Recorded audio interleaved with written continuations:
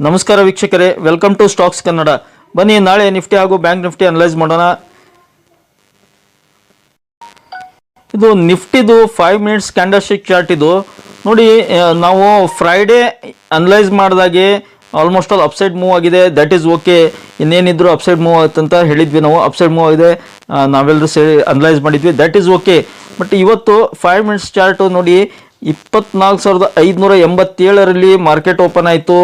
Okay, ಅಲ್ಲಿಂದ ನೋಡಿ fall ಆಯಿತು. ಎಲ್ಲಿಗೆ ಬಂತು? 24,000 ಇಲ್ಲಿ ಫಾಲ್ ಆಗಿಬಿಟ್ಟು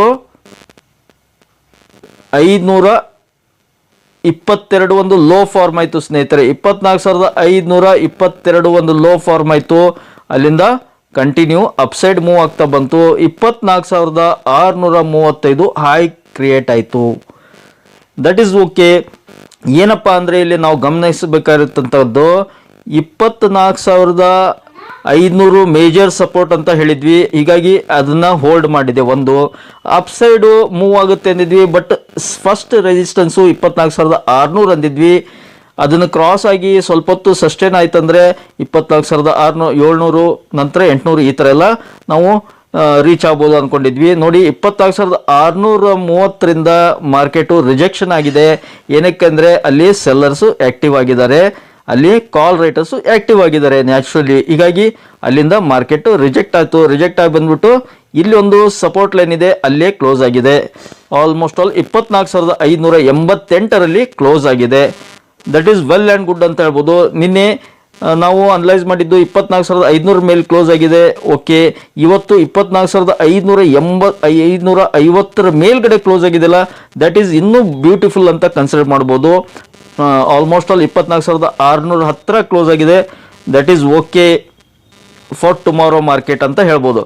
ಇನ್ನು ರಿಗಾರ್ಡಿಂಗ್ ಆಪ್ಷನ್ ಬಯಾಸ್ಗೆ ಸಂಬಂಧಪಟ್ಟಂತೆ ನೋಡಿ, ಇಲ್ಲಿ ಒಂದು ಮೇಜರ್ ಸಪೋರ್ಟ್ ಇದೆ. ಓಕೆ, ಸಪೋರ್ಟ್ ಲೈನ್ ಕಾಣ್ತಾ ಇದೆ ಅಂದ್ಕೊಂಡಿದ್ದೀನಿ 24,540ರಲ್ಲಿ ಹೆಚ್ಚು ಕಮ್ಮಿ. ಇಲ್ಲಿಂದ ಏನು ಒಂದು ಬುಲ್ಲಿಶ್ ಕ್ಯಾಂಡಲ್ ಫಾರ್ಮ್ ಆಯಿತು. ಅವಾಗ ನಾವು ಸೆಕೆಂಡ್ ಬುಲ್ಲಿಶ್ ಕ್ಯಾಂಡಲಲ್ಲಿ ಕಾಲ್ ತೊಗೊಂಡ್ಬಿಟ್ರೆ ಅಲ್ಲಿಂದ ನೋಡಿ ಹ್ಯೂಜ್ ರ್ಯಾಲಿ ಬಂದಿದೆ 24,630ವರೆಗೆ. ಆಮೇಲೆ ನಮ್ಮ ಸ್ಟಾಪ್ ಲಾಸ್ ಕೂಡ ಟಚ್ ಆಗಿಲ್ಲ.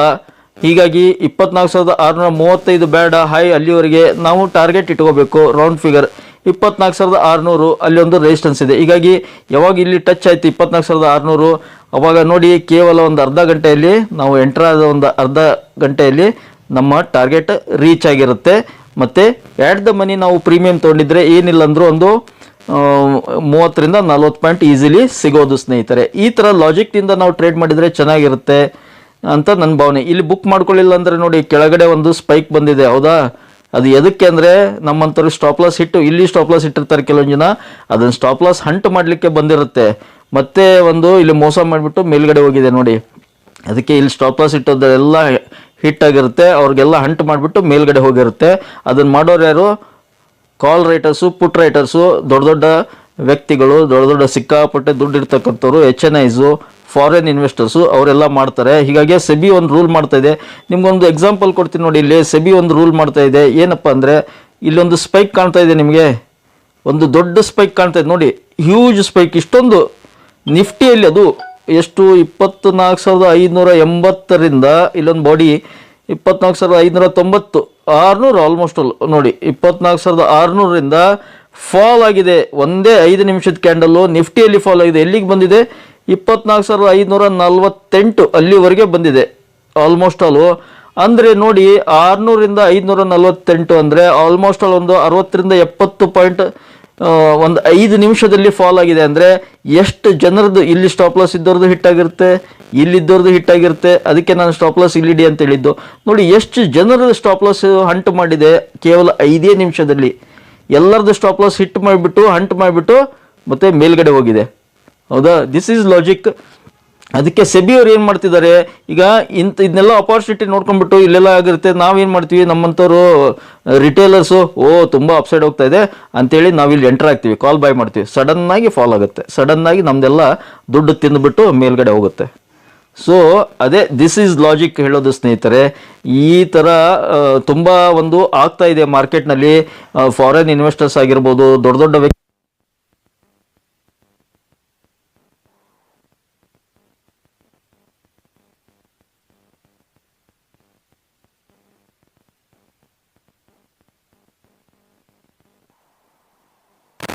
ಮಾಡಬೇಕಾಗುತ್ತೆ. ಒಂದೊಂದು 80 ಪಾಯಿಂಟು 100 ಪಾಯಿಂಟು ಮೂವ್ ಆದರೆ 5 ನಿಮಿಷದ್ದು ಹೇಗೆ ರಿಟೇಲರ್ಸ್ ಟ್ರೇಡ್ ಮಾಡಬೇಕು? ಅದಕ್ಕೆ FISಗೆ ಅದು ಟ್ಯಾಕ್ಸು ಅವ್ರಿಗೆ ಜಾಸ್ತಿ ಮಾಡ್ತಾ ಇದ್ದಾರೆ. ಮತ್ತು ಕೆಲವೊಂದಿಷ್ಟು ದೊಡ್ಡ ದೊಡ್ಡ ಯಾರು ಕಾಲ್ ರೈಟರ್ಸ್ ಏನಿದ್ದಾರೆ, ಕಾಲ್ ಸೆಲ್ಲರ್ಸ್ ಏನಿದ್ದಾರಲ್ಲ ಮಾಡ್ತಿದ್ದಾರೆ. ಇನ್ನು ಆಪ್ಷನ್ ಬಯರ್ಸ್ಗೆ ನ್ಯಾಚುರಲಿ ಏನಿರುತ್ತೆ, ವೀಕ್ಲಿ ನೋಡಿ ಸೋಮವಾರ ಒಂದು ಎಕ್ಸ್ಪೈರಿ, ಮಂಗಳವಾರ ಸೋಮವಾರ ಯಾವುದು ಮಿಡ್ ಕ್ಯಾಪು, ಮಂಗಳವಾರ ಫಿನ್ ನಿಫ್ಟಿ, ಬುಧವಾರ ಬ್ಯಾಂಕ್ ನಿಫ್ಟಿ, ಗುರುವಾರ ನಿಫ್ಟಿ, ಶುಕ್ರವಾರ ಸೆನ್ಸೆಕ್ಸು, ಈ ಥರ ಪ್ರತಿ ಇಂಡೆಕ್ಸ್ ಎಕ್ಸ್ಪೈರಿ. ರಿಟೇಲರ್ಸ್ಗೆ ಮೋಸ ಆಗುತ್ತೆ, ಟ್ರ್ಯಾಪ್ ಆಗ್ತಾರೆ ಅಂದ್ಬಿಟ್ಟು ಏನು ಮಾಡ್ತಾ ಇದ್ದಾರೆ, ವಾರದಲ್ಲಿ 1 ದಿನ ತಪ್ಪಿದರೆ 2 ದಿನ ಆ ಥರ ಎಲ್ಲ ಇಂಡೆಕ್ಸ್ ಸೇರಿ ಎಕ್ಸ್ಪೈರಿ ಡೇ ಇಟ್ಕೊಳ್ಳೋ ಅದನ್ನು ಮಾಡಿದರೆ ಚೆನ್ನಾಗಿರುತ್ತೆ ಅಂತ ಪ್ಲ್ಯಾನ್ ಮಾಡ್ತಾ ಇದ್ದಾರೆ. ದಟ್ ಈಸ್ ಬೆಸ್ಟ್ ಫಾರ್ ರಿಟೇಲರ್ಸ್ಗೆ. ಅವ್ರ ದುಡ್ಡು ಉಳಿಯುತ್ತೆ, ಅನುಕೂಲನ ಆಗುತ್ತೆ. ಯಾಕೆಂದರೆ ಉಳಿಕಿದ ದಿನ ಅಷ್ಟೊಂದು ವೊಲಟೈಲಿಟಿ ಇರಲ್ಲ. ಎಕ್ಸ್ಪೈರಿ ಡೇ ಮಾತ್ರ ವೊಲಟೈಲಿಟಿ ಇರುತ್ತೆ, ಸ್ವಲ್ಪ ಪ್ರೀಮಿಯಂ ಡಿಕೆ ಆಗ್ಬೋದು. ಪ್ರೀಮಿಯಂ ಡಿಕೆ ಆಗಲಿ ಅದ್ರ ಬಗ್ಗೆನೂ ಗಮನ ಹರಿಸ್ತಿದ್ದಾರೆ ಅಂತ ಕೇಳಿದ್ದೀನಿ ನಾನು ಮಾರ್ಕೆಟ್ನಲ್ಲಿ. ನನಗೆ ಇರೋದು ಮಾಹಿತಿ, ಹೆಚ್ಚಿನ ಮಾಹಿತಿ ಸಿಕ್ಕಾಗ ನಿಮ್ಮೊಂದಿಗೆ ಹಂಚ್ಕೊತೀನಿ ಸ್ನೇಹಿತರೆ. ಈ ಸ್ಪೈಕ್ ನೋಡಿ ನಂಗೆ ಆ ವಿಷಯ ನೆನಪಾಯಿತು. ಮಾಡ್ಬೋದು ಈ ಸ್ಪೈಕನ್ನು ಯಾರು ಮೂವ್ ಮಾಡ್ತಿದ್ದಾರಲ್ಲ, ನಾವು ಮಾತ್ರ ಮಾಡೋಕ್ಕಾಗಲ್ಲ, ನಮ್ಮಂಥವ್ರು ನಿಮ್ಮಂಥವ್ರು ಮಾಡ್ಲಿಕ್ಕಾಗಲ್ಲ ಇಷ್ಟೊಂದು ಹ್ಯೂಜ್ ಮೂಮೆಂಟು ಇಂಟ್ರಾಡೇಯಲ್ಲಿ.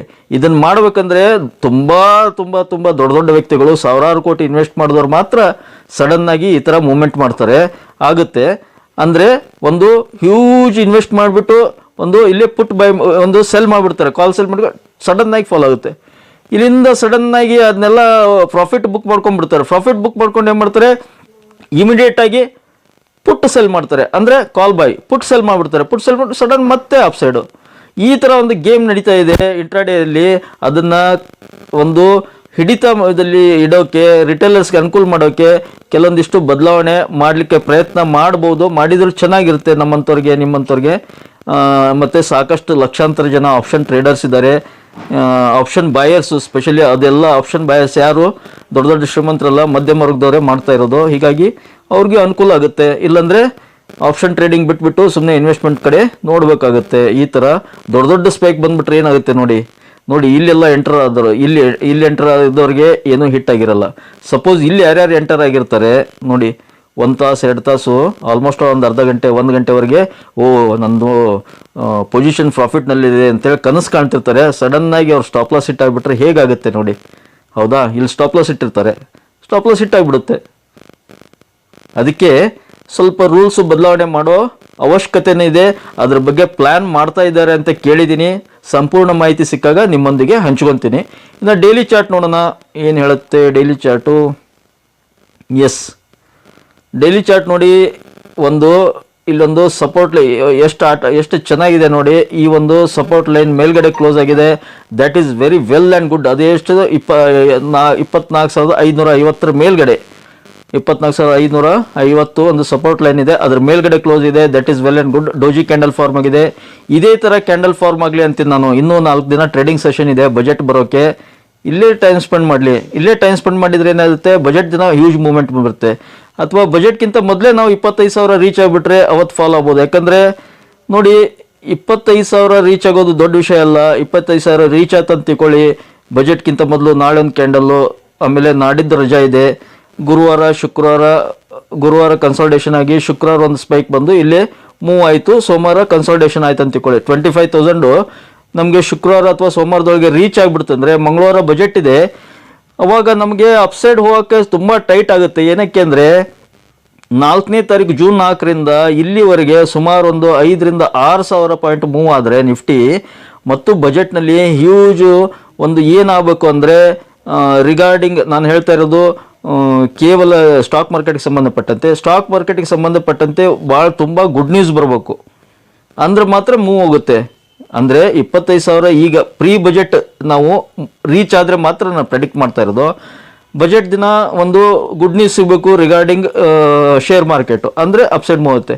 ಇಲ್ಲ ಸಿಕ್ಕಾಪಟ್ಟೆ ಟ್ಯಾಕ್ಸ್ ಹಾಕಿದ್ರು ಇದಕ್ಕೆ ಶೇರ್ ಮಾರ್ಕೆಟಿಗೆ, ಲಾಂಗ್ ಟರ್ಮ್ ಕ್ಯಾಪಿಟಲ್ಗೇನು ಟ್ಯಾಕ್ಸ್ ಕಡಿಮೆ ಮಾಡಲಿಲ್ಲ, ಶಾರ್ಟ್ ಟರ್ಮ್ ಕ್ಯಾಪಿಟಲ್ಗೇನು ಟ್ಯಾಕ್ಸ್ ಕಡಿಮೆ ಮಾಡಲಿಲ್ಲ, ಹಾಗೆ ಆಪ್ಷನ್ ಬಾಯರ್ಸ್ಗೆ ಆಪ್ಷನ್ ಟ್ರೇಡರ್ಸ್ಗೆ ಟ್ಯಾಕ್ಸು ಜಾಸ್ತಿ ಹಾಕಿದ್ರಂದರೆ ಮಾರ್ಕೆಟು ಫಾಲ್ ಆಗುತ್ತೆ ಈ ಥರ. ಅದಕ್ಕೆ ನಾನು ಒಂದು ವೈಯಕ್ತಿಕ ಅಭಿಪ್ರಾಯ ಸಲಹೆ ಏನಂದರೆ, ಈಗೇನು ಫಾರ್ಮ್ ಆಗಿದೆಯಲ್ಲ ಇದೇ ಥರ ಕನ್ಸಲ್ಟೇಷನ್ ಇರಲಿ ಇನ್ನೊಂದು 3-4 ದಿನ.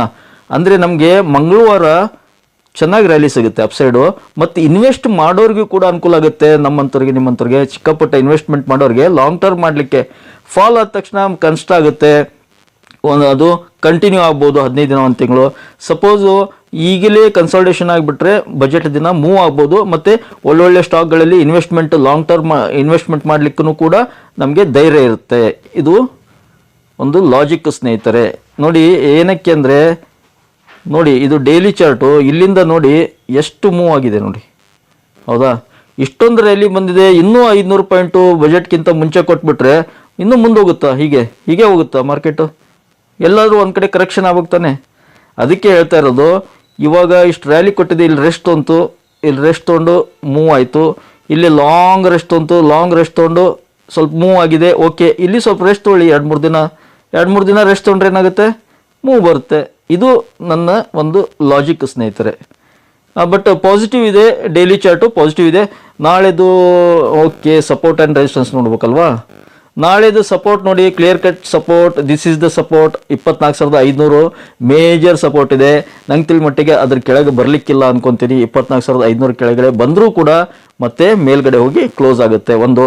ಅದ್ರ next 24,500 400 24,400 is a major support. ಇವೆರಡನ್ನೇ ಇಟ್ಕೊಂತೀನಿ ಸ್ನೇಹಿತರೆ, ಯಾಕಂದರೆ ಇದಕ್ಕಿಂತ ಕೆಳಗೆ ಬರಲಿಕ್ಕಿಲ್ಲ ಅನ್ಕೊತೀನಿ ನಾನು. ಈಗ ಅಪ್ಸೈಡ್ 24 ಇದೇನು ಹೈ ಇದೆಯಲ್ಲ 630, 630 ಇಸ್ ಎ ಮೇಜರ್ ರೆಸಿಸ್ಟೆನ್ಸ್. ಅದನ್ನು ಬಿಟ್ಟರೆ ನೆಕ್ಸ್ಟು 700 ಬರುತ್ತೆ, ನೆಕ್ಸ್ಟು 800 ಈ ಥರ ಎಲ್ಲ ಬರುತ್ತೆ. ಅಲ್ಲಿ ಮೇಲೆ ಹೋದರೂ ಕೆಳಗಡೆ ಬರೋ ಚಾನ್ಸ್ ಇದೆ, ಕೆಳಗಡೆ ಬಂದರೂ ಮೇಲ್ಗಡೆ ರಿಕವರಿ ಆಗೋ ಚಾನ್ಸ್ ಇದೆ. ಹೀಗಾಗಿ ನಂಗೆ ತಿಳ್ಮಟ್ಟಿಗೆ ನಾನಂತರೂ ಅಂಟಿಲ್ ಬಜೆಟ್ ಆಪ್ಷನಲ್ಲಿ ಟ್ರೇಡ್ ಮಾಡಲ್ಲ. ನೀವು ಕೂಡ ದಯವಿಟ್ಟು ಬಿಟ್ಬಿಡಿ ಅಂತ ನಾನು ಕೇಳ್ಕೊತೀನಿ. ಯಾಕಂದರೆ ವೋಲಟಿಲಿಟಿ ತುಂಬ ಇರುತ್ತೆ. ಬಜೆಟ್ ಬರಲಿ, ಬಜೆಟ್ನಲ್ಲಿ ನೋಡ್ಕೊಳ್ಳೋಣ ಏನು ಡಿಸಿಷನ್ ಸಿಗುತ್ತೆ, ಅವಾಗ ಒಂದು ಡೈರೆಕ್ಷನ್ ಸಿಗುತ್ತೆ, ಟ್ರೇಡ್ ಮಾಡಲಿಕ್ಕೂ ಎಂಜಾಯ್ ಮಾಡ್ಬೋದು. ಸುಮ್ಮನೆ ಮೊದಲೇ ದುಡ್ಡು ಇಟ್ಕೊಳ್ಳೋಣ ಬಜೆಟ್ವರೆಗೆ, ನಂತರ ಟ್ರೇಡ್ ಮಾಡೋಣ ಅಂತ ನನ್ನ ವೈಯಕ್ತಿಕ ಸಲಹೆ. ನೀವು ಕೂಡ ಅಂಟಿಲ್ ಬಜೆಟ್ ಅವಾಯ್ಡ್ ಮಾಡಿಬಿಡಿ. ವೀಕ್ಲಿ ಚಾರ್ಟ್ ಏನು ಹೇಳುತ್ತೆ? ಎಸ್, ವೀಕ್ಲಿ ಚಾರ್ಟ್ನಲ್ಲಿ ಒಂದು ಇದನ್ನು ತೋರಿಸ್ತೀನಿ ನೋಡಿ ನಿಮಗೆ. ಏನಂದರೆ ಕ್ಯಾಂಡಲ್ಸ್ದು ನೋಡಿ, 1 bullish candle, 2nd bullish candle, 3rd bullish candle. ಇದಕ್ಕೆ 3 ವೈಟ್ ಸೋಲ್ಜರ್ಸ್ ಅಂತಾರೆ. ಈ ಥರ ನಮಗೆ ಒಂದು ಬ್ಯಾಂಕ್ ನಿಫ್ಟಿಯಲ್ಲಿ ಡೈಲಿ ಚಾರ್ಟ್ನಲ್ಲಿ ಸಿಕ್ಕಿತ್ತು, ಈಗ ನಿಫ್ಟಿಯಲ್ಲಿ ವೀಕ್ಲಿ ಚಾರ್ಟ್ನಲ್ಲಿ ಸಿಕ್ಕಿದೆ. ಅಂದರೆ it signals that huge upside rally ಸಿಗೋ ಚಾನ್ಸ್ ಇದೆ ಅಂತ ಹೇಳ್ತಾ ಇದೆ. ಆದರೆ ಇದಕ್ಕೆ ಒಂದು ಕಂಡೀಷನ್ ಏನು ಅಪ್ಲೈ ಆಗುತ್ತೆ ಅಂದರೆ, ಈ ವಾರದ ಕ್ಯಾಂಡಲ್ ಈಗೇನು ಡೋಜಿ ಫಾರ್ಮ್ ಆಗಿದೆಯಲ್ಲ, ಇದು ಇಷ್ಟೇ ಇರಬೇಕು. ಈ ವಾರದ್ದು ಬುಲ್ಲಿಶ್ ಕ್ಯಾಂಡಲ್ ಫಾರ್ಮ್ ಆಗಿಬಿಟ್ರೆ ಇದು ಸಕ್ಸಸ್ ಆಗಲ್ಲ. ಅದಕ್ಕೆ ಈ ವಾರದ್ದು ವೀಕ್ಲಿ ಕ್ಯಾಂಡಲ್ ಏನಿದೆಯಲ್ಲ ಸ್ವಲ್ಪ ಡೋಜಿನೇ ಫಾರ್ಮ್ ಆಗಲಿ. ನಾನು ಹೇಳೋದೇನೆಂದರೆ 24,500ರಿಂದ 24,700ವರೆಗೆ ಈ ವಾರ ಸ್ಪೆಂಡ್ ಆಗಿಬಿಡಲಿ ಅಷ್ಟೇ, ಜಾಸ್ತಿ ಮೂಮೆಂಟಮ್ ಬೇಡ. ಅಂದರೆ ನಮಗೆ ಹ್ಯೂಜ್ ಮೂಮೆಂಟಮ್ ಬರೋ ಚಾನ್ಸ್ ಇರುತ್ತೆ ನೆಕ್ಸ್ಟ್ ವೀಕು. ಇನ್ನು ಬ್ಯಾಂಕ್ ನಿಫ್ಟಿ ನೋಡೋಣ. ಬ್ಯಾಂಕ್ ನಿಫ್ಟಿ ನೋಡಿ 52,330ರಲ್ಲಿ ಮಾರ್ಕೆಟ್ ಓಪನ್ ಆಯಿತು. ಹಾಗೆ 52,154 ಲೋ ಫಾರ್ಮ್ ಆಯಿತು. ಒಂದು ಕ್ಲಿಯರ್ ಕಟ್ ಒಂದು ಲೈನ್ ಇದೆ ಇಲ್ಲಿ, ಸಪೋರ್ಟ್ ಲೈನ್, ಅದು ಅಲ್ಲಿಗೆ ಬಂದು ಅಲ್ಲಿಂದ ರಿಕವರಿ ಆಗಿದೆ.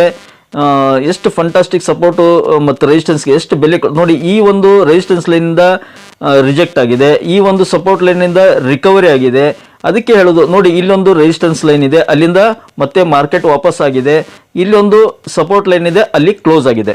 ನೋಡಿ ಎಷ್ಟು ಕ್ಲಿಯರ್ ನಮಗೆ ಹೇಳುತ್ತೆ ಮಾರ್ಕೆಟು, ಸಪೋರ್ಟು ರೆಸಿಸ್ಟೆನ್ಸ್ಗೆ ಬೆಲೆ ಕೊಡ್ತೀನಿ ನಾನು ಅಂತ ಮಾರ್ಕೆಟ್ ಹೇಳುತ್ತೆ. ಹೀಗಾಗಿ ನಾವು ಕೂಡ ಸಪೋರ್ಟು ರೆಸಿಸ್ಟೆನ್ಸು ಫೇವರ್ ಪಾಯಿಂಟ್ಸ್ಗೆ ಬೆಲೆ ಕೊಟ್ಟು ಟ್ರೇಡ್ ಮಾಡಬೇಕು, ಅಂದರೆ ದುಡ್ಡು ಮಾಡ್ಬೋದು. ಆದರೆ ಇಲ್ಲೊಂದು ಅಪಾರ್ಚುನಿಟಿ ಒಂದು ಕೊಟ್ಟಿದೆ, ಬ್ಯಾಂಕ್ ನಿಫ್ಟಿ 2 ಅಪಾರ್ಚುನಿಟಿ ಕೊಟ್ಟಿದೆ. ಆ್ಯಕ್ಚುಲಿ ಒಂದು ಡೇಲೋ 52,154 ಏನು ಫಾರ್ಮ್ ಆಯಿತು, ಯಾಕೆಂದರೆ 52,000 ಒಂದು ಹ್ಯೂಜ್ ಸಪೋರ್ಟ್ ಇದೆ, ನಮಗೆಲ್ಲರಿಗೂ ಗೊತ್ತು. ಹೀಗಾಗಿ ಆ ಟೈಮ್ನಲ್ಲಿ ಯಾರ್ಯಾರು ಎಂಟ್ರಿ ಆಗಿರ್ತಾರೆ ಅದನ್ನು ಬೇಡ. ಅದು ಒಂದು ಬಿಗ್ ಸ್ಪೈಕ್ ಬಂದಿದೆ ಇಲ್ಲಿ 5 ನಿಮಿಷದ್ದು, ಅದು ಬೇಡ. ನೆಕ್ಸ್ಟ್ ಇಲ್ಲೊಂದು ಇದೆ ನೋಡಿ, 52,000 ಆಲ್ಮೋಸ್ಟ್ ಅಲ್ಲೂ 300 ಹತ್ರ 280 290. ಇಲ್ಲಿ ಸ್ಟಾಪ್ ಲಾಸ್ ಇಟ್ಬಿಟ್ಟು ನಾವು 52,300 ದಾಟಿದ ನಂತರ ಒಂದು ಕಾಲ್ ಬೈ ಮಾಡಿದರೆ ಚೆನ್ನಾಗಿ ಸಿಗೋದು. 52,652 ಹೋಗಿದೆ. ಓಕೆ, 662 ನೋಡಿ ಇಲ್ಲಿ. ಏಕೆಂದರೆ ಫುಲ್ ಪ್ಲೆಜ್ಡ್ ಇಲ್ಲೊಂದು ರೆಸಿಸ್ಟೆನ್ಸ್ ಲೈನ್ ಇದೆ, ಅಲ್ಲೇ ಪ್ರಾಫಿಟ್ ಬುಕ್ ಮಾಡ್ಕೊಳ್ಳೋಣ ನಾವು. ಅಲ್ಲಿ ಪ್ರಾಫಿಟ್ ಬುಕ್ಕು, ಇಲ್ಲಿ ಎಂಟ್ರಿ, ಇಲ್ಲಿ ಪ್ರಾಫಿಟ್ ಬುಕ್ಕು ಮೇಲ್ಗಡೆ. ಇಲ್ಲಿ ಸ್ಟಾಪ್ ಲಾಸು ಹಿಟ್ ಆಗಿರಲ್ಲ, ಪ್ರಾಫಿಟ್ ಚೆನ್ನಾಗಿ ಸಿಗುತ್ತೆ. ಆಲ್ಮೋಸ್ಟ್ ಅಲ್ಲಿ 360 ಪಾಯಿಂಟ್ ಅಂದರೆ ನಾವು ಪ್ರೀಮಿಯಂ ದ ಮನಿ ಪ್ರೀಮಿಯಂ ತೊಗೊಂಡಿದ್ರೆ ನಮ್ಗೇನಿಲ್ಲ ಅಂದರೂ ಒಂದು 100 ಪಾಯಿಂಟು ಬ್ಯಾಂಕ್ ನಿಫ್ಟಿಯಲ್ಲಿ ಸಿಗೋದು. ಒಂದು ಬಿಗ್ ಅಪಾರ್ಚುನಿಟಿ ಸಿಕ್ಕಿದೆ, ಒಂದು ಅಪಾರ್ಚುನಿಟಿ ಸಾಕು. ನೆಕ್ಸ್ಟ್ ಪುಟ್ ಬೈ ಮಾಡ್ಬೋದು, ಬಟ್ ಆದರೆ ಇದು ಕಷ್ಟ. ಯಾಕಂದರೆ ಇಲ್ಲಿವರೆಗೆ ರೀಚ್ ಆಗಿದೆ. HDFC bank, Reliance, ICICI bank move ಆಗಿರ್ತಾವೆ ಅಪ್ಸೈಡು. ಹೀಗಾಗಿ ರಿಜೆಕ್ಟ್ ಆಗೋದು, ಸಡನ್ ಆಗಿ ಎಂಟ್ರಿ ಆಗೋದು, ಎಕ್ಸಿಟ್ ಆಗೋದು ಕಷ್ಟ ಆಗುತ್ತೆ. ಒಂದು ಅಪಾರ್ಚುನಿಟಿ ಸಾಕು, ಅತಿ ಆಸೆ ಬೇಡ. 100 ಪಾಯಿಂಟು ಬ್ಯಾಂಕ್ ನಿಫ್ಟಿಯಲ್ಲಿ ಸಿಕ್ಕಿದೆ ನಮಗೆ ಅಂದರೆ ಸಾಕು. ಅವತ್ತಿನ ದಿನ ಕ್ಲೋಸ್ ಮಾಡಿಬಿಡಬೇಕು ಮಾರ್ಕೆಟ್, ಮತ್ತು ನೆಕ್ಸ್ಟ್ ಡೇ ನೋಡಬೇಕು. ಓಕೆ, ಈ ಥರ ಒಂದು ಅಪಾರ್ಚುನಿಟಿ ಆಪ್ಷನ್ ಬಯಸ್ಗೆ ಕೊಟ್ಟಿದೆ ಮಾರ್ಕೆಟು ನಿಫ್ಟಿ. ಇನ್ನು ಬ್ಯಾಂಕ್ ಇದು ಡೈಲಿ ಚಾರ್ಟ್ ಏನು ಹೇಳುತ್ತೆ? ಎಸ್, ಫಂಟಾಸ್ಟಿಕ್ ಸ್ನೇಹಿತರೆ. ಡೈಲಿ ಚಾರ್ಟು ನಮ್ಮದು ಎಲ್ಲ ಮುಗೀತು, ಪ್ಯಾಟರ್ನ್ ಎಲ್ಲ ಆಯಿತು. ಇನ್ನು ಅಪ್ಸೈಡ್ ಇಲ್ಲೊಂದು ಹೇಳಿದ್ವಿ ನಾವು, ಫ್ರೈಡೇ ಏನು ಅನಲೈಸ್ ಮಾಡಿದ್ವಿ ಅಂದರೆ ಒಂದು ಟಗ್ ಆಫ್ ವಾರ್ ನಡೆಯೋ ಚಾನ್ಸಸ್ ಇರುತ್ತೆ ಅಂದಿದ್ವಿ. ಯಾಕೆಂದರೆ ಇಲ್ಲೊಂದು ಹ್ಯಾಮರ್ ಕ್ಯಾಂಡಲ್ಲು, ಬುಲ್ಲಿಶ್ ಹ್ಯಾಮರು, ಇಲ್ಲೊಂದು ಸ್ಲೈಟ್ ಬೇರಿಶ್ ಹ್ಯಾಮರ್ ಕ್ಯಾಂಡಲ್ ಇತ್ತು.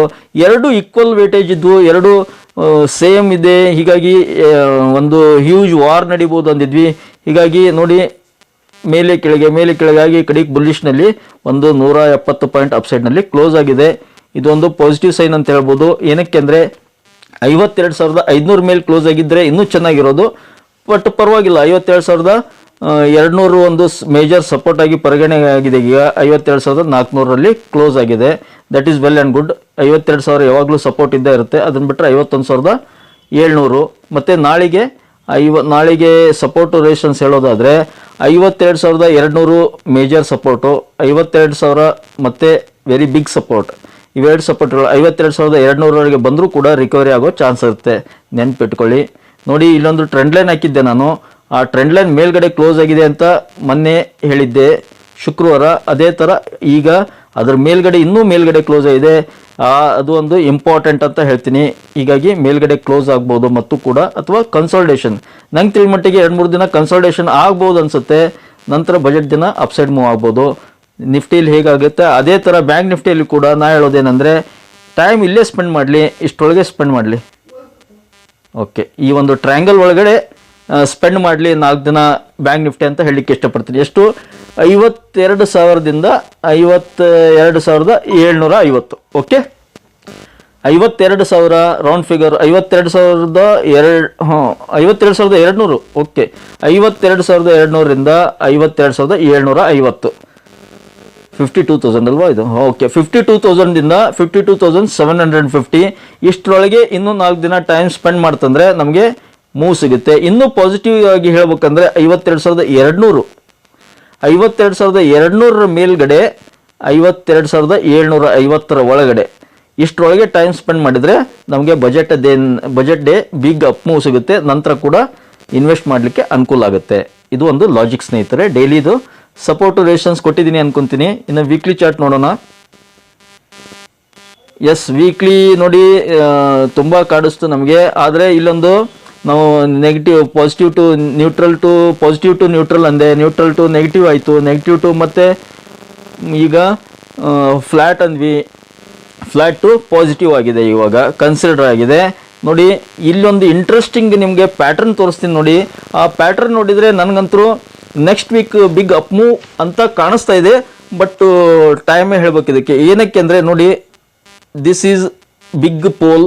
ಓಕೆ, ಪೋಲ್ ನೀವು ಪೋಲ್ ನೋಡಿರ್ತಾರ, ಇದು ಪೋಲ್. ಓಕೆ, ಇದು flag. Pole and flag pattern form ಆಗೋ ಥರ ಕಾಣ್ತಾ ಇದೆ. ಆಗಿದೆ, ಒಂದು 75% ಫ್ಲ್ಯಾಗ್ ಆಗಿದೆ. ಇನ್ನು 75%, ಇನ್ನೊಂದು 25% ಆಗ್ಬೇಕಂದ್ರೆ ಏನಾಗಬೇಕು? ಇದು ಡೋಜಿ ಇವತ್ತಿನ ಕ್ಯಾಂಡಲ್ ಏನು ಫಾರ್ಮ್ ಆಗಿದೆಯಲ್ಲ ವೀಕ್ಲಿಯಲ್ಲಿ ನೋಡಿ, ಇದು ಇಷ್ಟೇ ಇರಬೇಕು, ಡೋಜಿ ಥರನೇ ಇರಬೇಕು.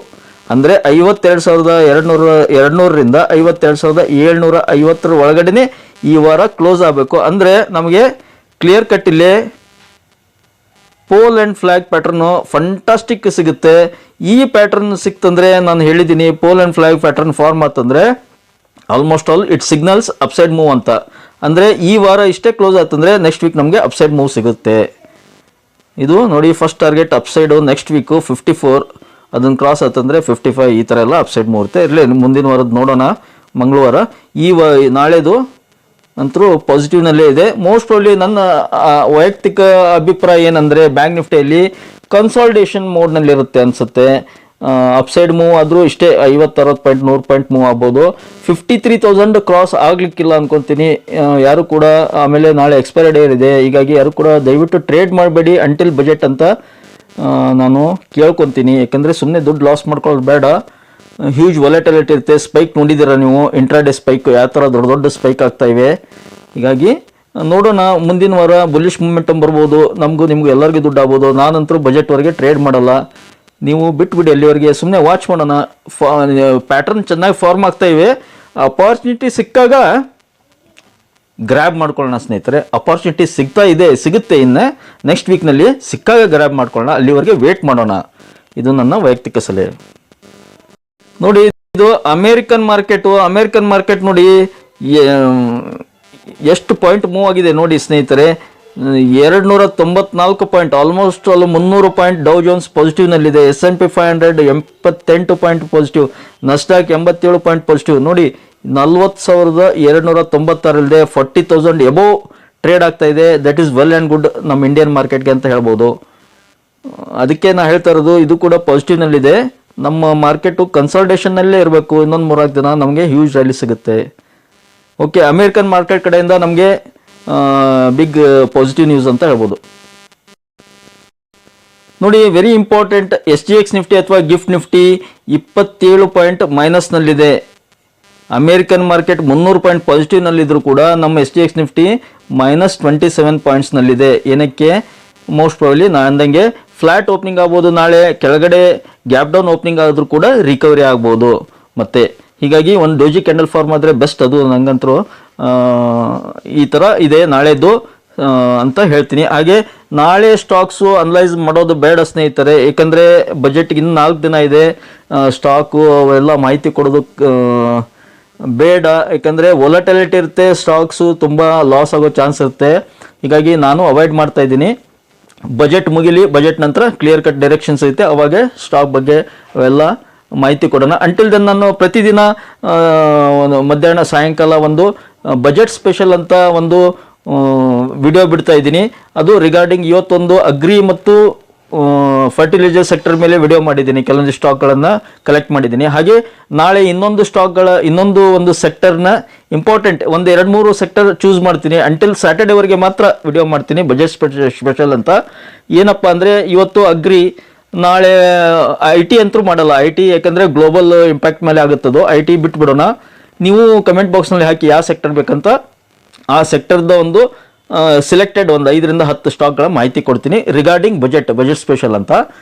ನಾಳೆ most probably banking financial sector ಅಥವಾ ಯಾವುದು EV ಸೆಕ್ಟರ್ ಅಥವಾ ರಿನ್ಯೂಯಬಲ್ ಸೆಕ್ಟರ್ ಅಥವಾ ಇನ್ಫ್ರಾಸ್ಟ್ರಕ್ಚರ್ ನಾ ಹೇಳ್ತೀನಿ ನೋಡಿ. ಕವರ್ ಮಾಡೋದು ಬಜೆಟ್ನಲ್ಲಿ ಇಂಪಾರ್ಟೆಂಟ್ ಏನಂದರೆ, ಒಂದು ಅಗ್ರಿ ಸೆಕ್ಟರ್ ಇತ್ತು, ಅದನ್ನು ಕವರ್ ಮಾಡಿದ್ದೀನಿ ಇವತ್ತು. ಇನ್ಫ್ರಾಸ್ಟ್ರಕ್ಚರ್ ಒಂದು ಸೆಕ್ಟರ್ ಇದೆ, ಒಂದು ಸೆಕ್ಟರು ವೆರಿ ಇಂಪಾರ್ಟೆಂಟ್, ಅದಕ್ಕೆ ಗಮನ ಕೊಡ್ತಾರೆ ಸರ್ಕಾರ. Next defence sector very important role play ಮಾಡುತ್ತೆ ಬಜೆಟ್ನಲ್ಲಿ. ಡಿಫೆನ್ಸ್ ಸೆಕ್ಟರು, ನಂತರ renewable energy sector, power sector, energy sector, ಈ ಥರ ಈ ಒಂದು 4-5 ಸೆಕ್ಟರ್ಗಳನ್ನು ಶನಿವಾರದವರೆಗೆ ಕವರ್ ಮಾಡಲಿಕ್ಕೆ ಪ್ರಯತ್ನ ಮಾಡ್ತೀರಿ. ಮತ್ತು ನಿಮ್ಗೆ ಯಾವುದಾದ್ರೂ ಪರ್ಟಿಕ್ಯುಲರ್ ಸ್ಟಾಕ್ ಬಗ್ಗೆ ಮಾಹಿತಿ ಬೇಕಿದ್ರೆ ಕಮೆಂಟ್ ಬಾಕ್ಸ್ನಲ್ಲಿ ತಿಳಿಸಿ, ಅಷ್ಟರೊಳಗೆ ಕವರ್ ಮಾಡೋಕ್ಕೆ ಪ್ರಯತ್ನ ಪಡೋಣ ಸ್ನೇಹಿತರೆ. ಓಕೆ ದೆನ್, ಐ ಹೋಪ್ ಈ ಒಂದು ಚಿಕ್ಕ ಮಾಹಿತಿ ನಿಮ್ಗೆ ಇಷ್ಟ ಆಗಿದೆ ಅಂದ್ಕೊಂಡಿದ್ದೀನಿ. ಇಷ್ಟ ಆಗಿದ್ರೆ ಮತ್ತೇನಾಗ್ತಲ್ಲ, ಬೇಗ ಚಾನಲ್ಗೆ ಸಬ್ಸ್ಕ್ರೈಬ್ ಮಾಡಿ. ಹಾಗೆ ಕಮೆಂಟ್ ಬಾಕ್ಸ್ನಲ್ಲಿ ಕಮೆಂಟನ್ನು ಡ್ರಾಪ್ ಮಾಡ್ತಾ don't forget it the like button. Thank you friends, thank you all.